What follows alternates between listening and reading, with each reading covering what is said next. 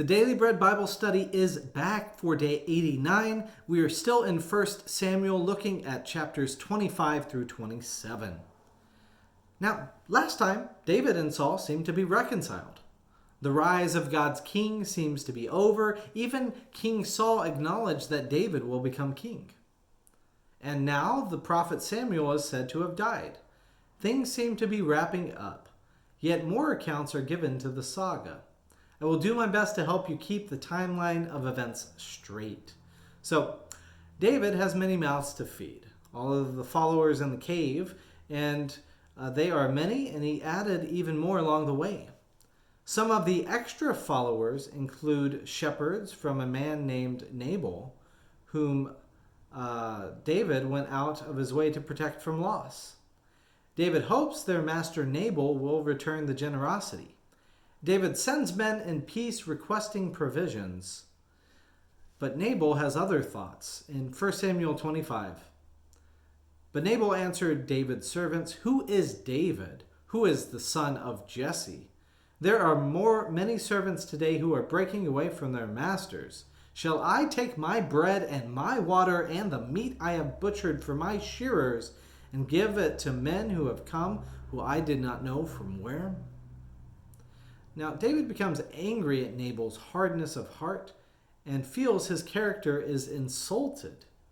In 1 Samuel 25, verse 21, "Now David had said, 'Surely it was in vain that I protected all of this fellow has in the wilderness, so that nothing was missed of all that belonged to him. But he has returned me evil for good. God, do so to David and more also, if by morning I leave so much as one male of all who belong to him.'" So this sounds like the threat that Jezebel will have on the upcoming prophet Elijah. But we see this threat to take some sort of retribution. So David plans to attack Nabal's encampment, and the shepherds of Nabal ask Abigail, Nabal's wife, to intervene. Abigail comes and petitions David not to attack Nabal, and David grants mercy and avoids blood guilt. Then the Lord returns one hard-hearted act for another in 1 Samuel 25. Verse 37, "In the morning, when the wine had gone out of Nabal, his wife told him these things, and his heart died within him, and he became like a stone. And about 10 days later, the Lord struck Nabal, and he died. And David heard that Nabal was dead. He said, 'Blessed be the Lord who has judged the case of Nabal's insult to me, and has kept back his servant from evil. The Lord has returned the evil doing of Nabal upon his head.' Then David sent and wooed Abigail and made her his wife." In 1 Samuel 26, King Saul once again is after King David.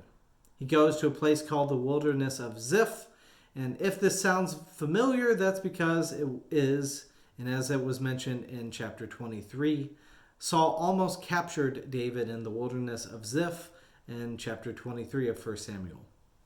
Now, while in the wilderness of Ziph, Saul goes nearby to Hachilah.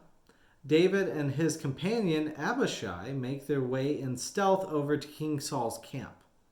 They have an opportunity to kill Saul once again.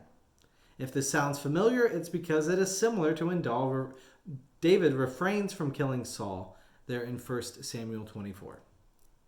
Similarly, David refrains from killing Saul here too.